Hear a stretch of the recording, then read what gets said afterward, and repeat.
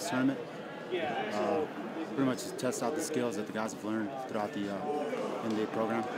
I know from a lot of guys coming out of basic training, they have level 1 Army Combatives, which is usually taught in basic training. Some guys don't get certified in basic training, but they once they get to the unit, some battalions have level 1s throughout the quarter.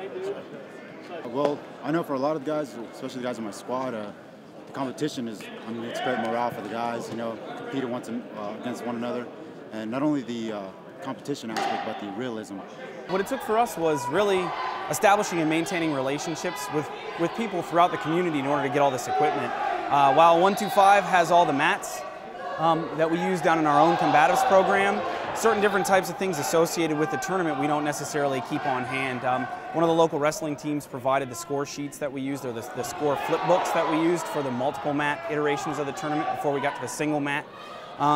Also for the octagon for the finals, once we get in that, that's the octagon that's actually used here for the local amateur fights over at the Carlson Center.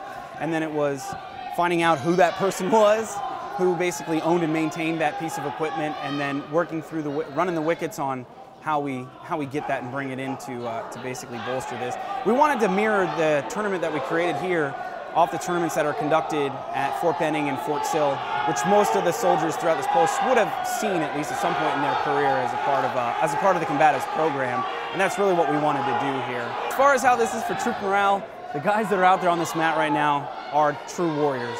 They're demonstrating the complete ethic and mental fortitude it takes to close with and destroy the enemy. This type of an event, the soldiers that are out there, they're really going at it right now. And it only gets more difficult as they pass the gates from the basic rules to the intermediate rules to the advanced rules tomorrow in the finals. Once you come in, this room's going to be full. When you see the effort and the amount of intestinal fortitude it takes to get in that ring, even with an unarmed adversary, close with and destroy your enemy, it's a demonstration of exactly what it means to be an Arctic warrior.